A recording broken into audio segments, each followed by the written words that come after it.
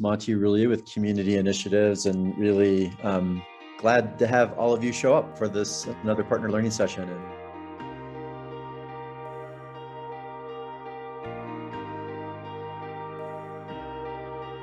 But here's just a little bit of a level set before we have a chance to hear from some of our outside peers and experts on this. So dialogue, again, is this idea of creating an environment that builds trust and respect by really bringing in diverse perspectives and values, and to do it in a way that really seeks a different level, a deeper level of understanding. And I will just double click on that last part. That really makes collaborative action possible. And I know in some of the work that we've been fortunate to be a part of across the country, that this kind of notion of practice and culture of dialogue really does undergird what are successful, regional and local change efforts that kind of sustain over time. So this is a topic that is personally really near and dear to my heart, even though to John's earlier slide, I tend to kind of veer more towards the debate side. So I have to really engage my dialogue muscle. Is Elizabeth shaking her head? She's on my team. The next slide, please, Elizabeth. So in the simplest sense, when we think about, the spirit of dialogue, it's really, being in a space and being present to listen for what's true for others, being vulnerable and sometimes having the courage to share what's true for us, personally, our team, our family, and ultimately discovering what it is that we have in common, when and wherever possible. So that those are some of the elements that we'll typically see in some of the dialogue patterns. Those first two set up that third one. And Elizabeth, I'm trying to remember what other couple slides we have here just around framing.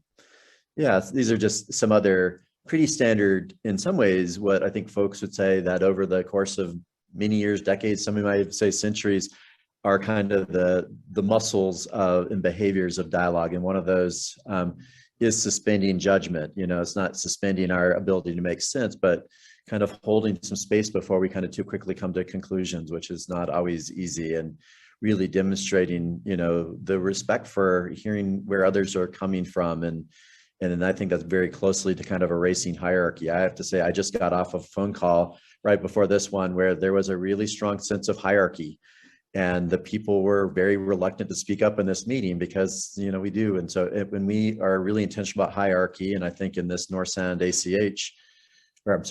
ACH work, it's trying to figure out what are those spaces where there is going to be some hierarchy to get work done sometimes. But when we show up in dialogue, we're really here as stewards and community members who have an equal and important perspective to bring to that work. And this idea of kind of balancing our curiosity, asking questions, but also knowing that we bring some unique lived experiences to that work. So that's another behavior. And of course, focusing on learning. So those are all things, as Joy pointed out on that slide, I can't imagine, really continuing to take that sketch and these important ideas around distributed, leadership and really making meaning and shared measurement, and doing that work and really advancing equity and finding ways of coming up with a portfolio of priorities without dialogue. So I think that's one of the reasons why the North Central team has said, let's kind of center this particular session on that.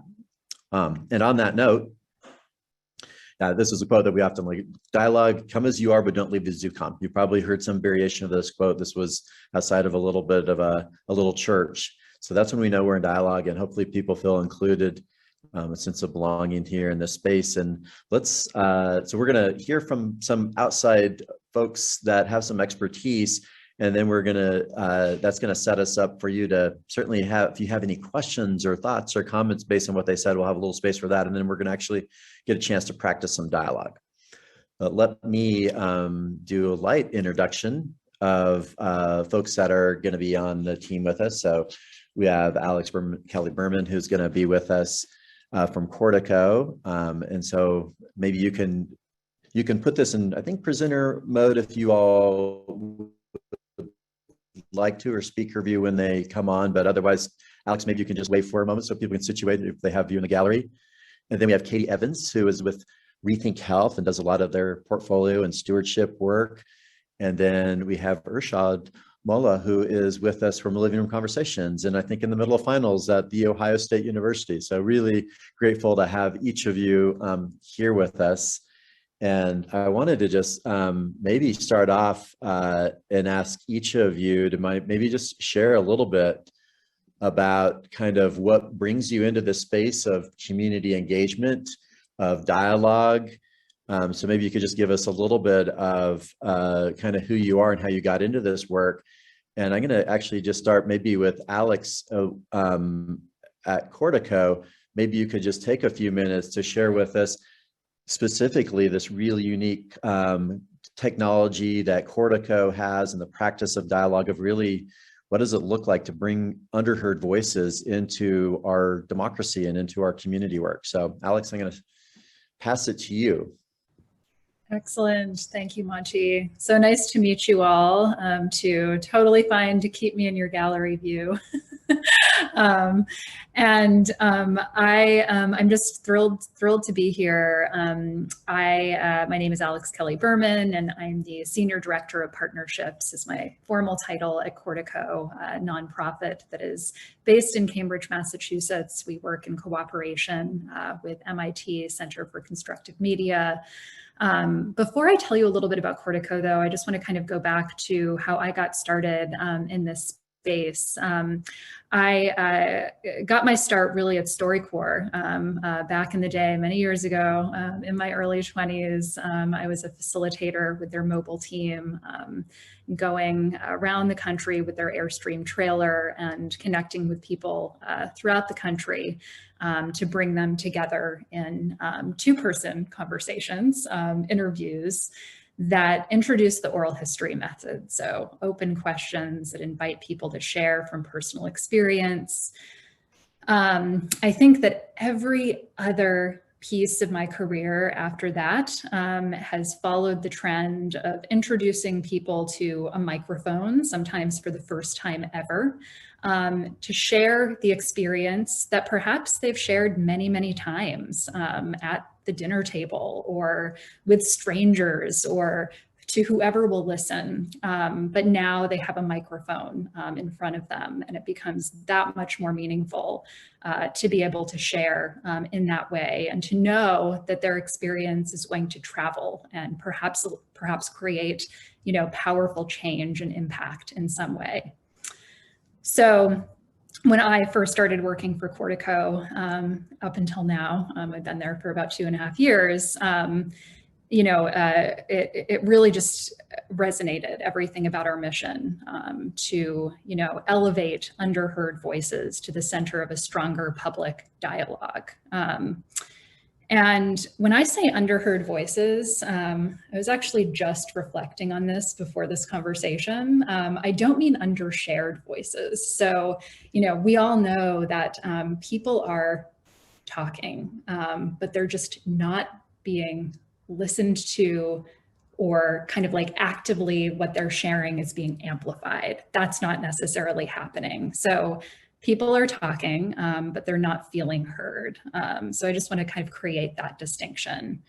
One of the things that we're working to do in cooperation with MIT is to build more efficient processes where human listening and machine learning can come together to create a sharing platform and opportunity.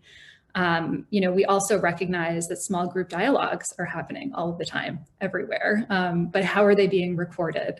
They're oftentimes being recorded on big sheets of paper with sticky notes. Maybe handheld recorders are there in the mix, and the audio files are available, but how are they being shared? And not just with local leaders to say this is what we've heard, but with people who are participating as a way to kind of close the loop and say, here's what we heard, here's what we learned, and here's what we plan to do about it.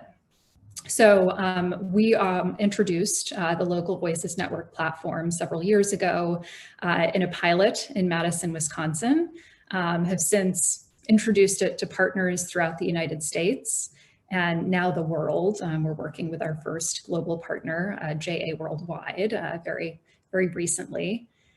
And the basis for this platform is that it acts as a house for people to learn from and elevate highlights and insights from collected small group conversations.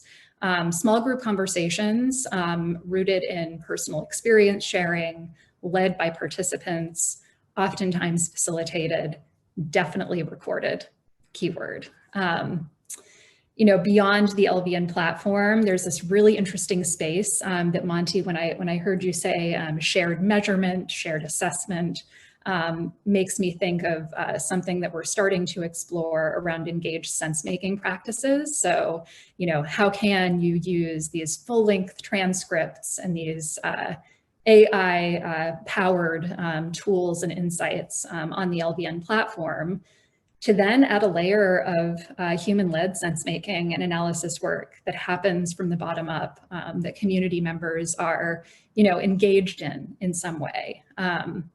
And so we're starting to introduce processes and tools to make that happen more powerfully and more efficiently, because it's also really overwhelming to think about building that into any kind of tight timeline sometimes.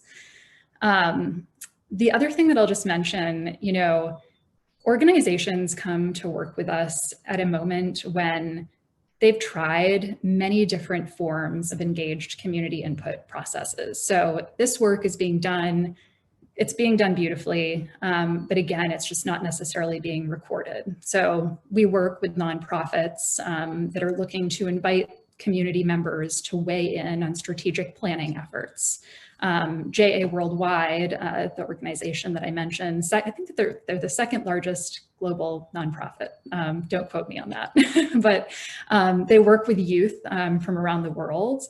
And really for one of the first times ever, they're folding in youth stories and insights into their strategic planning process.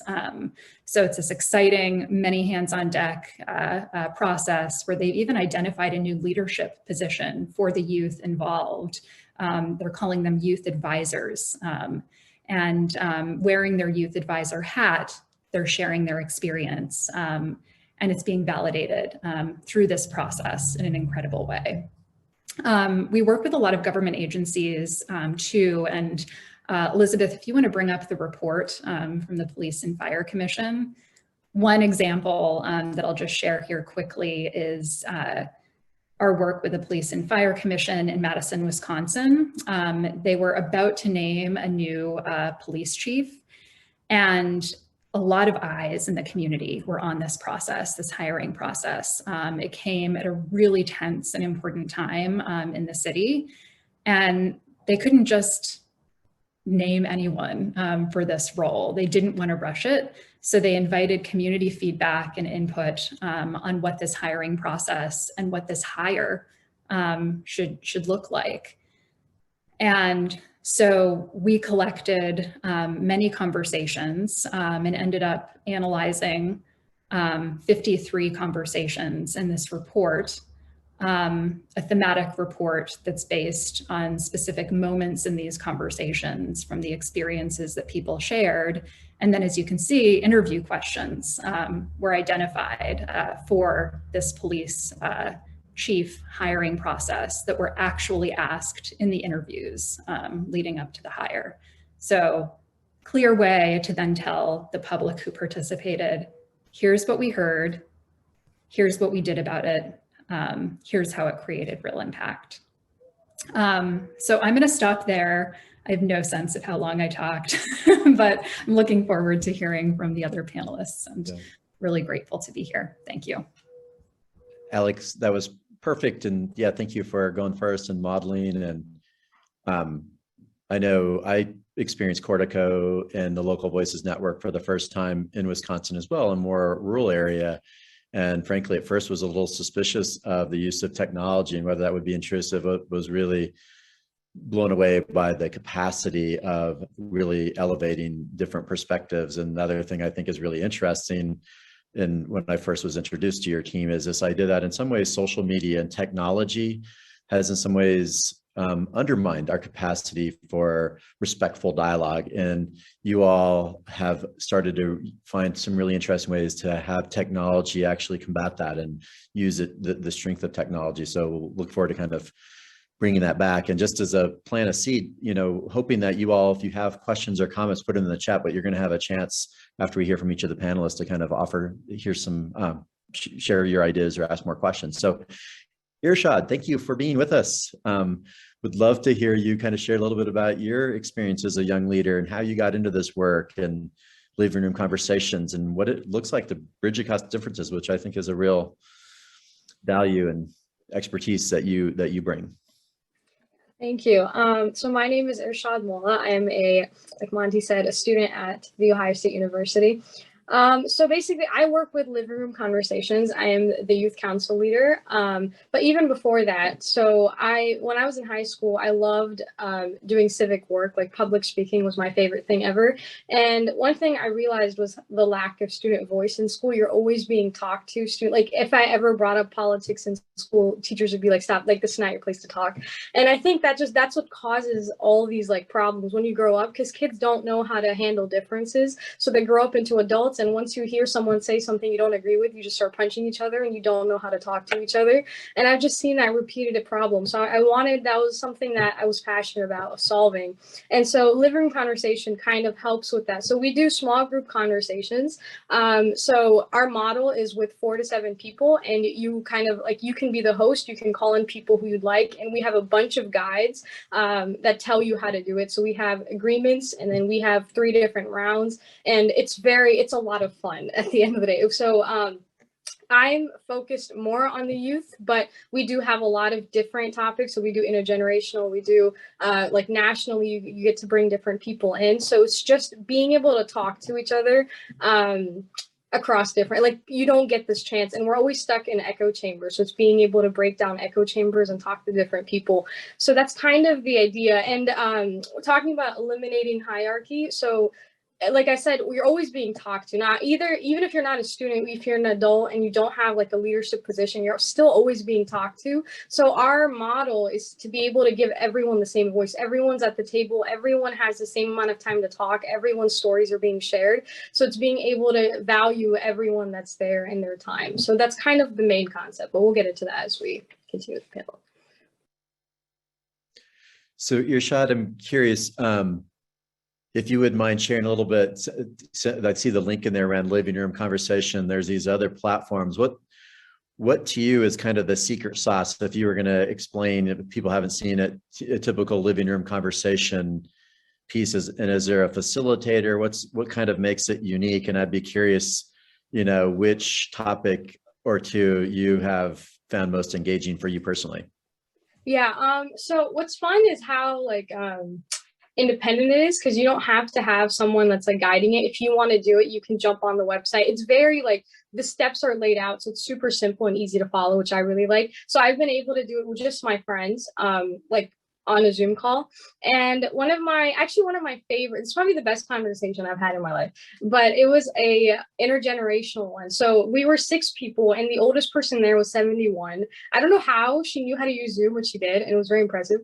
But so she was on there. There was someone else that was in his 40s, and then there was 2 teenagers, and then there's someone else from, it was like very different. And at the first it was very awkward because like no one wanted to talk, no one knew each other. But at the end, I feel like everyone, even the guy, he was the only male on there, and even he was like, he got into it at the end of the day too. And I think we were talking about race and just like how it was like at the wake of the George Floyd protests and everything. And it was just wild to how much we connected, because we never expected to. So it's always a lot of fun to do these conversations. That's beautiful. And so the living room conversation, so you could sign up and do something as a group, or you can just sign up randomly and be in conversation with a fellow human being that is just wanting to connect and learn from others. It's really beautiful. One other thing I'll just mention that I find really interesting about Cortico's, one of the founders, Joan Blades, is somebody who lives in Berkeley, California, and is somebody who identified really with progressive politics. And she, one of the other main co-founders, is somebody who was really active in more conservative politics, one of the major leaders in the Tea Party movement earlier on. And both of them saw a need to bridge differences between these cultural divides in America. Sadly, they didn't get far enough out front, but it has been a real counterforce, these types of dialogues, to the red blue movement and a lot of bridging movement across the blue red divide, if you will, in our country right now. So it's a really interesting platform on that. So Irshad, very excited to hear more from you.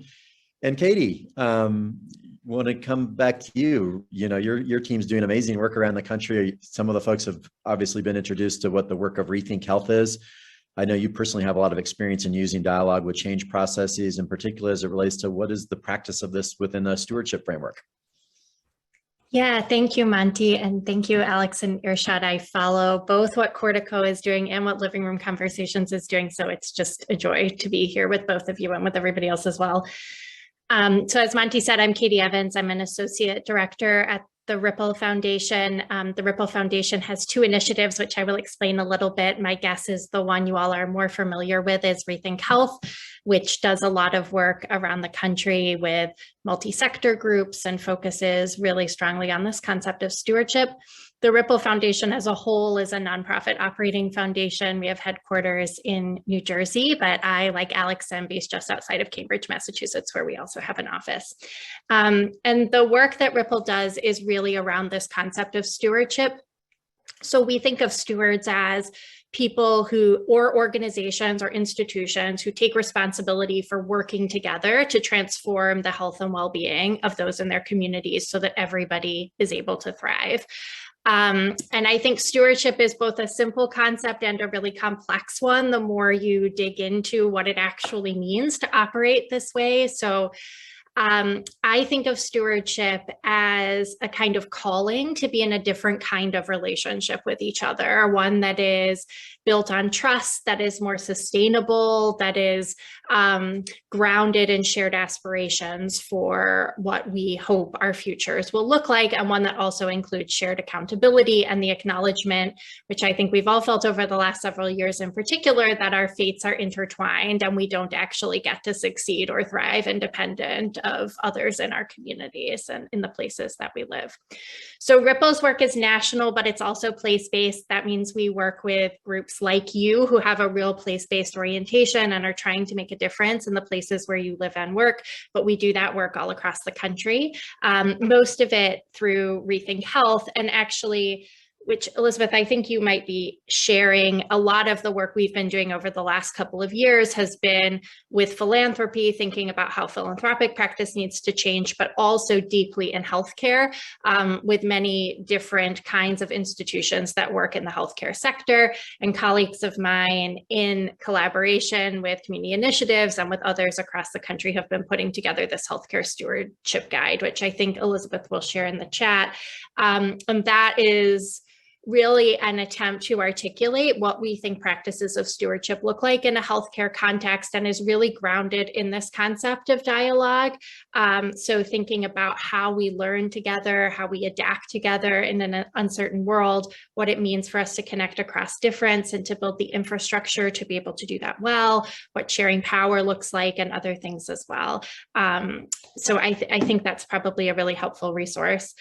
On a more personal note, I have been with Ripple for almost 7 years. I have worked on both sides of the organization. I came into the organization on the Rethink Health side, doing multi-sector work in different places across the country. I spent 2.5 years working on Foresight, which is the other initiative of Ripple. Foresight is a futuring project that's designed to help us understand what health and well-being might look like in 30 years' time. So taking a really long time horizon, trying to think far into the future about the kinds of challenges and opportunities that lie on the horizon. In healthcare specifically, but as you all know, health is much bigger than healthcare. So inclusive of changes in community and demographics, inclusive of what climate change might do to our health, all of these other things. And I will say, relevant to this conversation, the work that I led within Foresight was a large-scale community engagement effort that brought about 8,000 people into conversation across the country through various methods. Our attempt was really to take a strategic foresighting conversation that often happens in government offices or in Silicon Valley boardrooms, and to say, what would it mean to have this conversation with the people whose lives are actually on the line, those who have the most to lose with the challenges we face on the horizon, and those who have the most to gain if we can reframe what it is that we're striving for. And so the thrust of that work was to bring people into conversations about what matters to them about the future. So as they look at this set of academic research that we had on what changes we might see on the horizon, what makes them feel really hopeful, what scares them, what is keeping them up at night when they think about themselves and the people they love and what they hope for their children and others in their community, what their aspirations are for the future and what they think they really need to thrive. I had the wonderful help of Chris Keller in articulating all of this in a report. So Elizabeth, I don't know if you have that, but I'll share that in the chat at some point as well. And I will just say on a personal note, I led this work through 2020, which I think we can all agree was a kind of horrible year for basically everybody involved, and particularly for the communities that are facing the greatest inequities in the world that we live in right now and the systems that we experience right now. And so as we're having this conversation, I'm also holding how important it was for me to have those conversations with people at such vulnerable moments in their lives, and the power of being in dialogue with people across the country about what they really hold sacred and dear to themselves, and how we can build something better together. That's fabulous, Katie. And thanks, Elizabeth, for putting out the guides, and Chris for your handiwork and helping to shape some of the strategy and communication around that. Hopefully, just even hearing a little bit from our kind of three expert outside voices, and you get a flavor of kind of some ideas that they bring and experiences. And I know one of the things that the North Central ACH has been talking about throughout the last year plus is this idea of how do we build trust?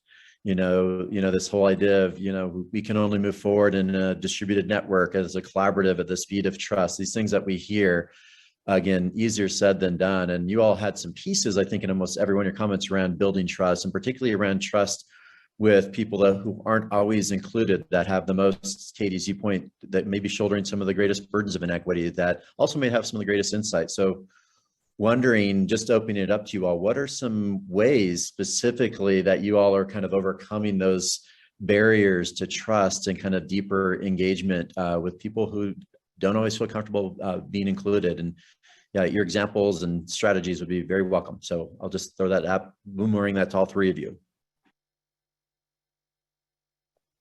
I can start with that.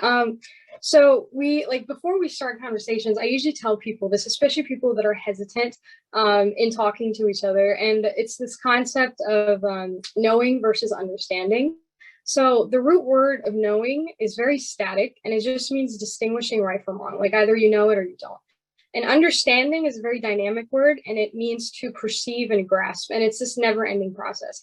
And so a lot of times when we talk to each other, we think we know what someone's going through, and that leads to so many presumptions, and you get absolutely nowhere if you just go off these assumptions. So I always tell people you have to understand. And once you do, and that's how I used to start off going, when I had conversations, I know, oh, this is making you sad. I know exactly why it's making, but I don't know anything. And that's what causes all these problems. So it's about understanding. I have no idea what you're going through. I have no idea what's going to happen later, but I want to listen to your stories. And this other concept that you can't change someone else's mind if you're not willing to change your own. So being as flexible as possible. And especially, like I said before, we live in a very echo chamber world. Everything is curated, social media. The algorithm is what you want to hear. And once you hear something you don't want to, it makes you very uncomfortable. And that other concept of you have to be comfortable being uncomfortable. But I think once you want to understand someone, I feel like that really changes it, and it builds trust within people too.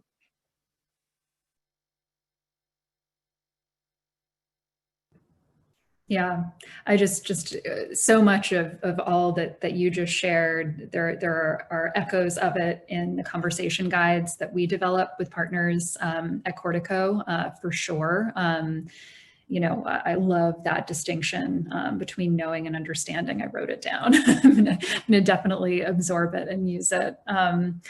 I think it's interesting because, the work of Cortico is just all around the recorded, the unique work of Cortico is around the recorded element of these conversations. So a big part of what we do in the conversation guide and the messaging around the conversation itself before people even sit in a room together is talking about the why of the recording.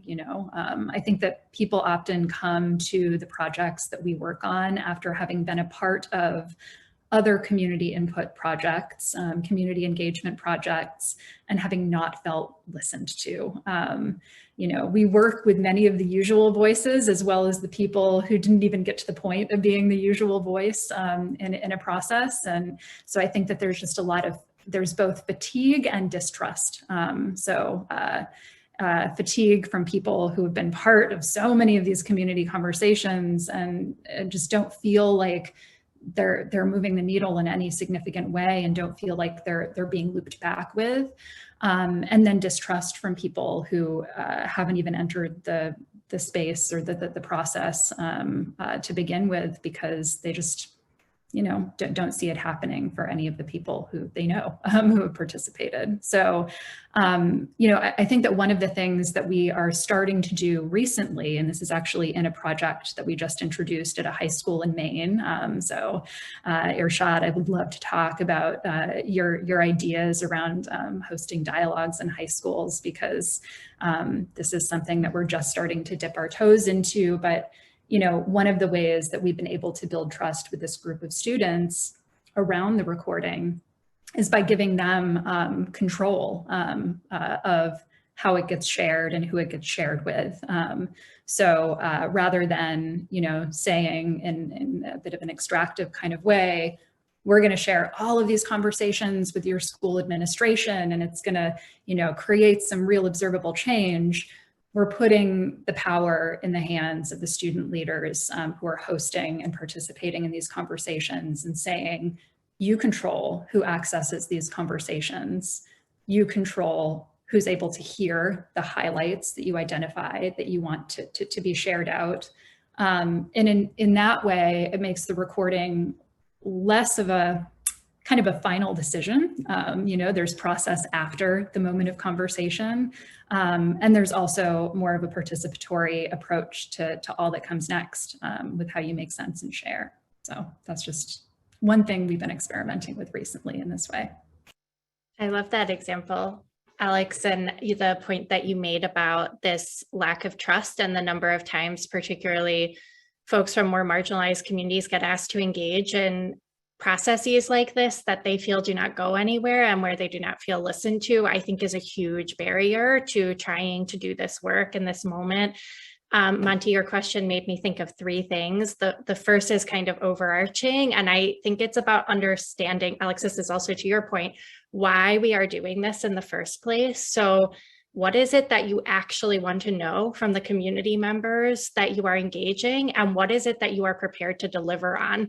The biggest way to compromise the trusting relationships we build with people is to ask them for things we have no power to do for them. So I think thinking about the kinds of questions that are relevant and engaging and the kinds of questions that will give you the sort of information that you are able to do something about and to create a kind of feedback loop of this is what we heard from you and this is how it has flowed through the work that we've done, I think is really important, as is, I think, thinking about these processes as ways of building long-term relationships.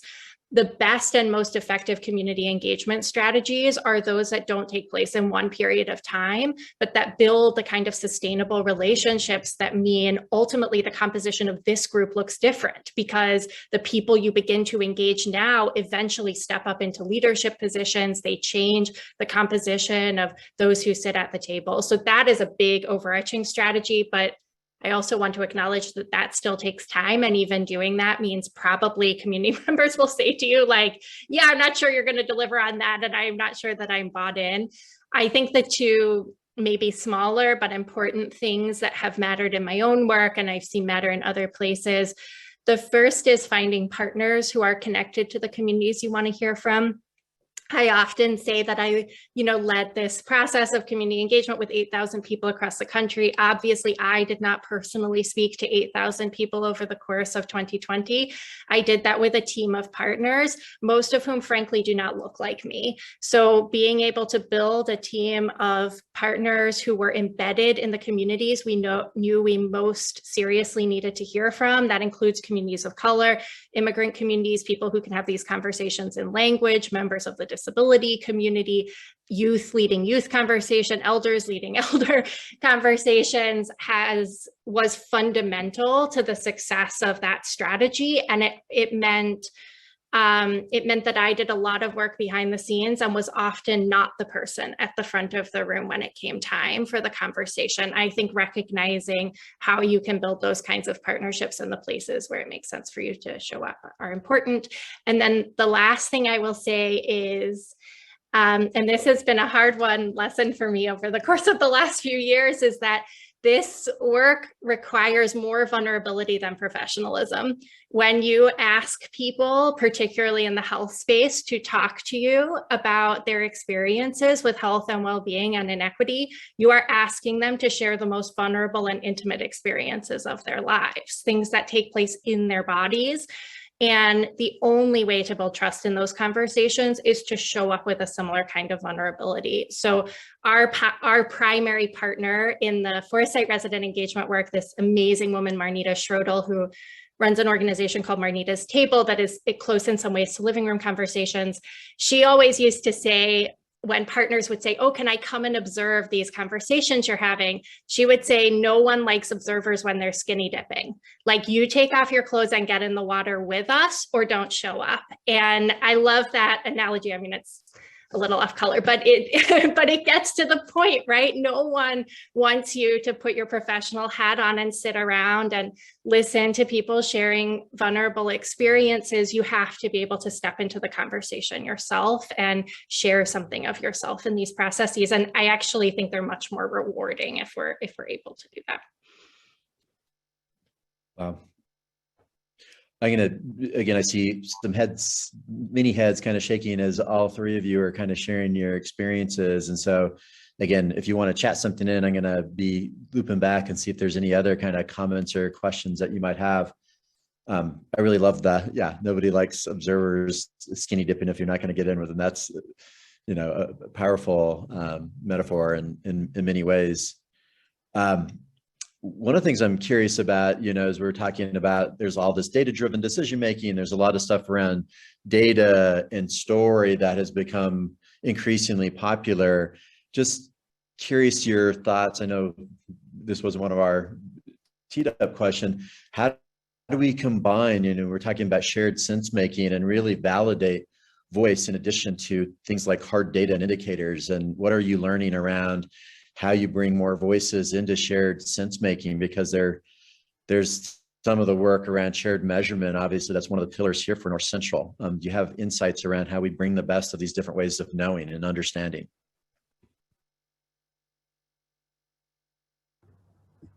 I think, Elizabeth, if you don't mind screen sharing the portal link that I shared with you. This is just in response to that, Monty, is something that we are experimenting with a little bit in this work of what happens next after conversations are collected and they're available on the LVN platform. Oftentimes we work with partners who will put together a written report to say this is what we heard, but we find that doesn't really engage anyone beyond people at an organization or directly connected to that organization, to the work of what's learned.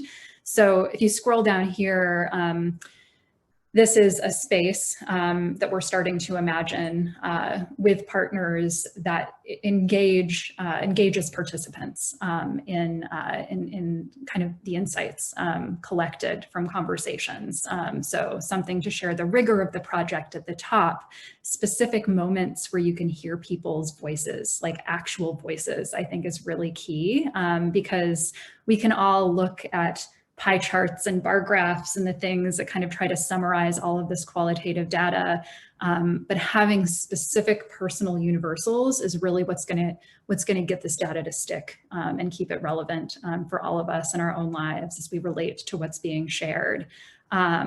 So this is kind of in our imagination, it's evolving just like a way to keep the dialogue going after the conversations happen. I mean, this is an invitation for additional conversation. It's an invitation for action as well. And I think it's really important for people who participate to be able to see that something is being done with what's shared beyond a paper report, although those are valuable too for various reasons, but something that tips that on its head and emphasizes the individual voice. So yeah, anyway, shameless plug, but I just wanted to introduce that.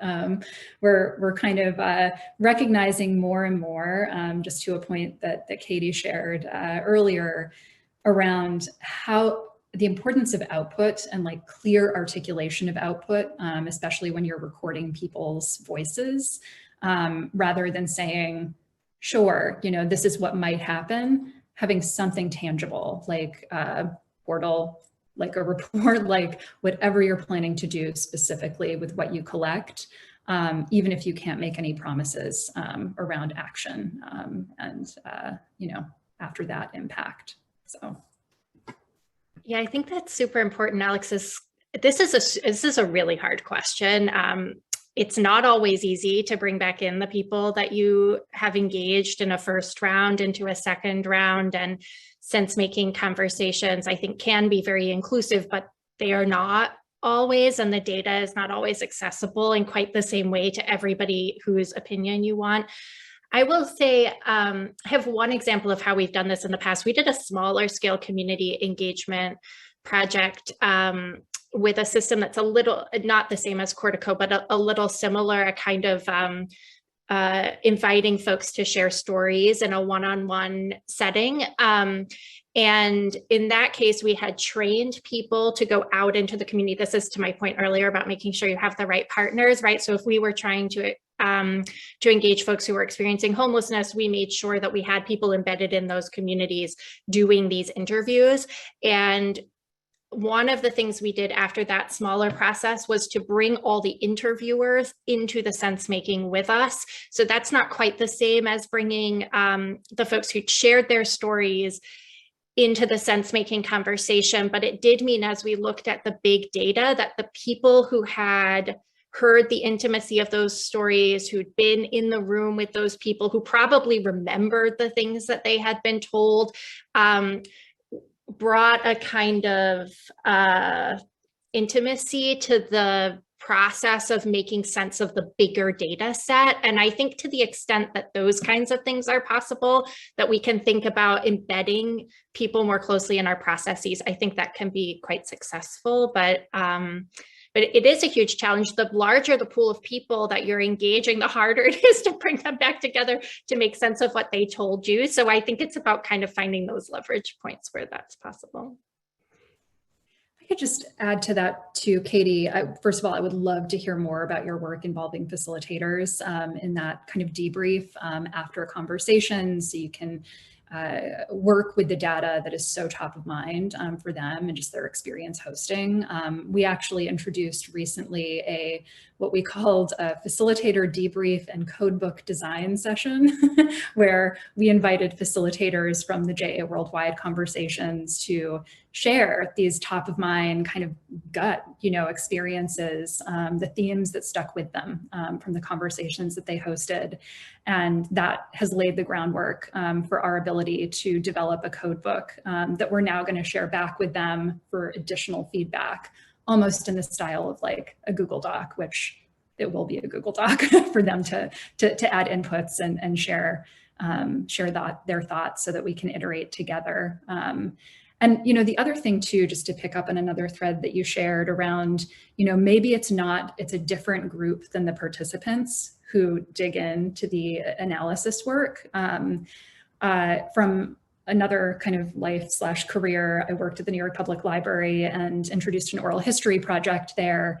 And we developed a transcription tool and a keywording tool there for community members to be able to go back in and make the oral histories more accessible. And it was at that point that I learned, after sending out an invitation to every single person who participated in sharing their story, to dig in and make this data accessible, and having maybe one or two people respond, that maybe it's a different cohort, it's a different group who could be interested in this next phase of work. And who are they in any given community? I don't entirely know, but I think facilitators as leaders is a great start. And then thinking about other people to kind of bring into the fold is an interesting question. Irshad, I'm curious how you all make sense of the conversations you're having in living room conversations too, if there's a formal mechanism for doing that. I was gonna say, so we do a lot of our work is for it to be private, so we don't like we're kind of the opposite in that way, but we do have LRC live. So on YouTube we go, so it's like people that want to share that are okay with it being broadcasted. So we get around 6 people and we put it on YouTube live, and then people can participate in the chats along with the conversations, and we record that. And that's been helpful. And what we'll do is we'll take that video and then we'll kind of chop it up into pieces, what like main points people said in that conversation, and we'll share those like clips out, and we'll write newsletters on it. But apart from that, everything else is kept private, just so people have like the intimacy. But we do, again, like it's just the balance of having that and the LRC lives, where you get to see a model of conversation and how it happens from like a third person's perspective. That's really cool. I want to just give folks, if they have any thoughts or questions for the panelists, a chance you could chat those, but again, just if anybody feels a burning thought or question that they'd like to throw into the mix, just wanted to give some space for that for a moment, if there is something coming up for you. I have a question. I'm curious if you all have any thoughts about compensating people for their participation, pros and cons, and how to go about it. I will say from my perspective, yes, you need to compensate people. Maybe not every single person you bring into conversation, but I do think finding ways to do this. I will say in Foresight, we did not directly compensate anybody who shared a story with us, but we did. One of the beautiful things about this Marnita's Table model is that part of her theory is around bringing people together around food, which obviously we imagined doing differently prior to 2020, but eventually did virtually, but also giving people some of what they need as you engage them in conversation about what they need. So one of the things we did in those virtual community conversations was feed at the household level everybody who joined, so that you take the pressure. This is not sending you a check, right? But it is taking the pressure off how you're going to feed your kids tonight. It encouraged people to engage in family or multi-generational groups, because we were feeding at the household level, even if only one member of the household had agreed to join the conversation. And we did the sourcing for that entirely from immigrant or people of color owned restaurants in the area, often working with those restaurants if they didn't have a catering practice, to help them build the business infrastructure to be able to do that. So that hopefully working with us was the first step to expanding what their business model looked like. So I think there are creative ways of compensating people, but from our perspective, asking people to come into a 3-hour conversation without some way of delivering on the kind of urgent needs that they are expressing in those conversations was not really viable. I can see arguments for doing it differently in different contexts, but I think we have to acknowledge that we're asking a lot of people who are all at least in the circumstances we're talking about, where we're trying to focus on those who are experiencing the greatest inequities. We're asking a lot of people who already have a lot of needs. And so to the extent that we're able to meet some of those needs in this process, I do think that builds trust and longer term relationship.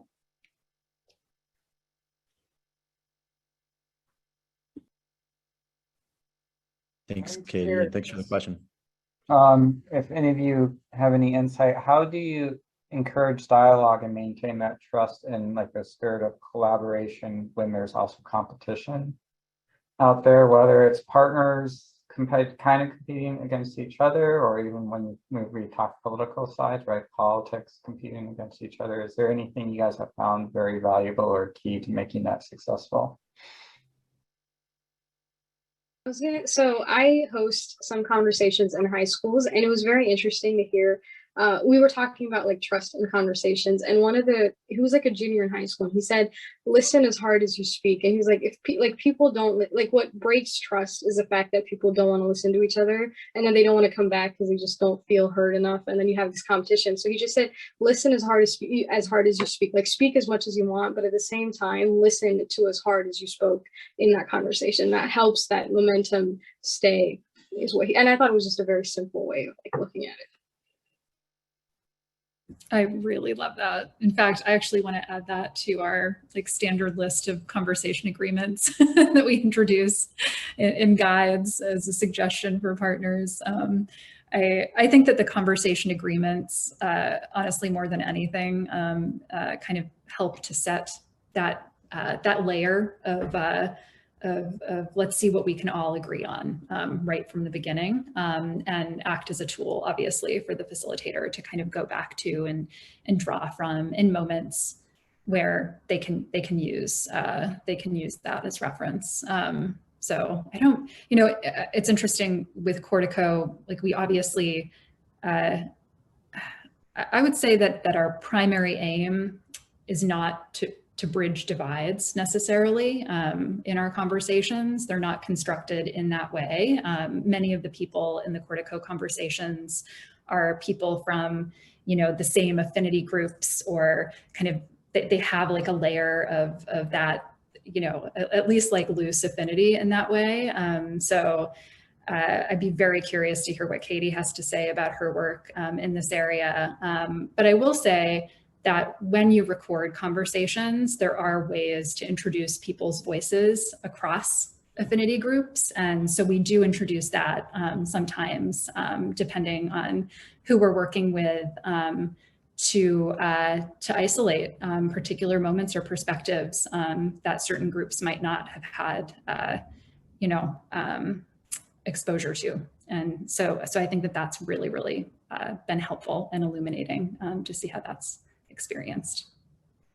Yeah, John, I heard in your question something not just about difference, but about competition, right? About maybe institutional entities who are not always on the same team in all parts of the work. I think it's a really important question. It's part of what Rethink Health spends a lot of time thinking about. And I think my quick answer is, to the extent that you have a shared North Star, and this is the thing I see all of you doing with your 3 pillars, but some sense of what the collective goal is, there are many avenues to any given goal. The kinds of goals we set in collaborative spaces like these should be the sorts of goals that none of us are capable of achieving as individual organizations and institutions. And I think that process of vision setting can set an expectation that no single one of us will be the institution or the individual or the organization that helps us to achieve this.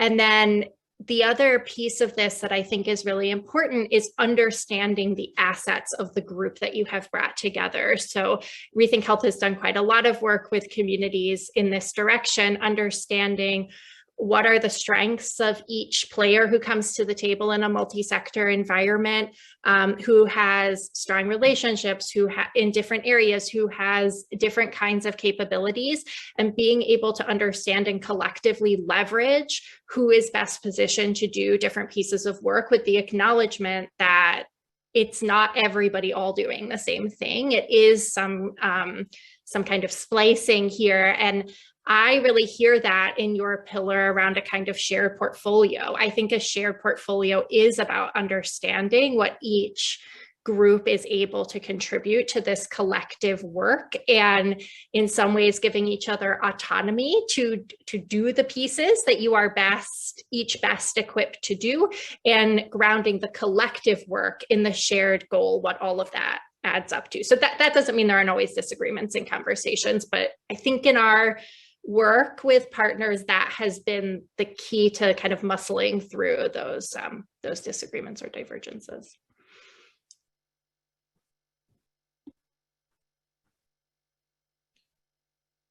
Thank you for those questions and yeah, your reflections on that.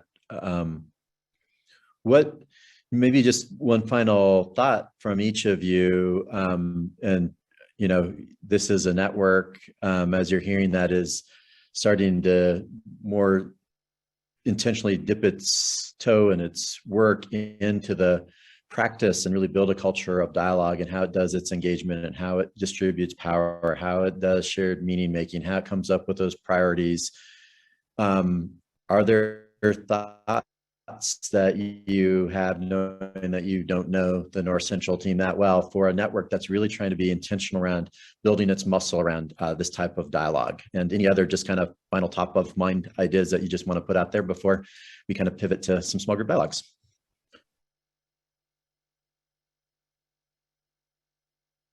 And Alex, I'll go ahead and start with you. I'll go back to the order if you don't mind. Yeah, great.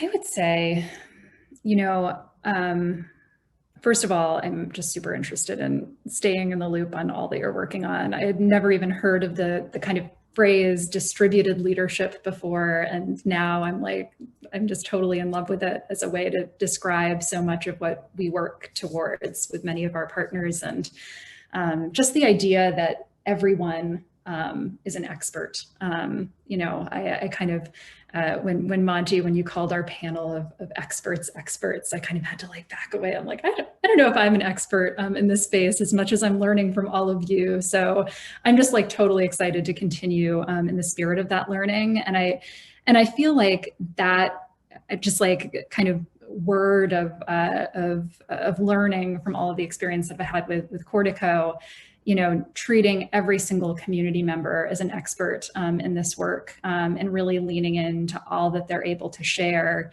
and documenting it, and isolating connection is such a powerful feeling, I think, for so many people who participate in conversations that go unshared and unrecorded. And I think that engagement can be really intimidating in some ways if you're working on a tight timeline or have like kind of very specific deliverables that need to be, you know, met by certain date. So to think about bringing your community along for every step of a dialogue project process can be intimidating at first, but I think thinking about the way that it can be done, even in a lightweight way or window throughout, is just tremendously beneficial. And I think that you'll see the snowball effect, the momentum built in that way. And one thing that I just want to return to is the importance of language in all of this. And, you know, when you're creating questions and kind of thinking about how to frame all of your efforts, working with your community on that framing, working with your community to identify the way that questions can be asked, that things can be phrased, because I think surveys and focus groups and other ways of getting, you know, insights and assessment are oftentimes so elusive, and finding the opportunities to open that door even just a little bit in a regular way, to invite the community to share how they would put things, I think is incredibly helpful. So it's a little bit of a rambly takeaway, but I'm excited to stay in the loop in all of this. Terrific, Alex. Thank you so much. Irshad, do you have some final thoughts? Yeah, I was gonna say, so one of the concepts we talk about is how conversations build culture, and this is to combat this misconception that people say, like, what are we, like, how is 6 people talking going to do anything? Like, we're not changing the world. We're not changing. Like, what's the point? Like, people bring that up a lot. And I say conversations create culture. And I'll give like a more real life example. So this was in December of this year. I went to my best friend's house. Like, she came back from college, and I grew up in this neighborhood, and I pulled up my car in front of her house, and I was just waiting for her to come out. And I had And 5 minutes later, there was 2 cop cars surrounding me, and they're like, please get out. And I got out and I was talking to them. And they said the neighbor in front was scared of me, or she was intimidated that I had a scarf on. And so there was a whole fiasco with cops. And I was just thinking, if she were to talk to me, I highly doubt this would have progressed that far. So when people say like, oh, what are we going to do talking to each other? If she were to be in a conversation with me and we just talked for 10 minutes about who I was, I highly doubt there would have been cops. There would have been that whole scenario happening. So there's a lot of power in talking to each other. And I think we have to value that. And it's privileged to think that we shouldn't have conversations and that it does nothing. So that's the one thing I wanted to take away. That's beautiful, Irshad. Thank you for modeling that in your personal life in so many ways since we've gotten a chance to know you. Katie. I want to second and third all of the things that Alex and Irshad just said. I think I will just say there are a lot of missteps in this work. I know there are really strong intentions. I share these intentions and I feel them from most folks I work with to really address the negative legacies that we have inherited in our communities and to behave differently in regards to trust and power. And I fully support all of us in holding that as an aspiration. And I also think we are going to make mistakes in the process of doing that. All of my learnings over the last several years around equity and what engagement and inclusion really mean, like the most important of them I learned by doing something wrong, by using the wrong word or misstepping in who I included, or any number of things. I have been called out probably 100 times in the last 3 years. And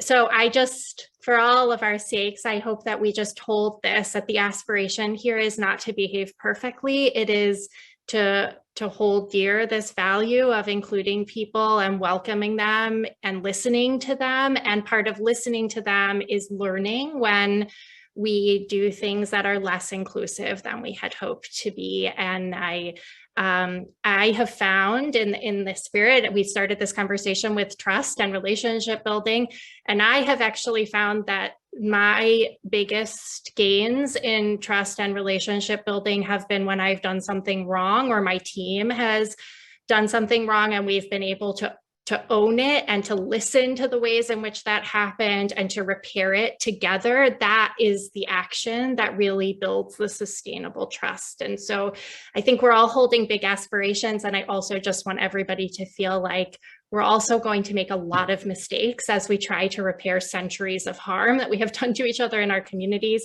And we should be comfortable with that and comfortable learning from each other in the process of doing that as well. That's really helpful and so well said, Katie. I want just on behalf of everybody who's showed up, thank you, Alex, Irshad, Katie, for just being so generous and sharing your experiences. And I hope, reminding us that everything that the North Central has been doing and what it's pivoting towards really needs to be done with a spirit of dialogue. And, John said, the art of thinking together. There's no perfect formula for this. This is probably more art than science, and we're not going to get it right. This is something that we're constantly, but I think that aspiration and the spirit of how to do that. So you all did such a great job of reminding us what that looks like, and it starts with our own personal dispositions for this work, and then it moves into how do we do this collectively, really intentionally, with the types of questions that we're asking and being honest about what we have power to do, and starting to see changes in who the composition of those groups, and knowing that this takes time to build trust.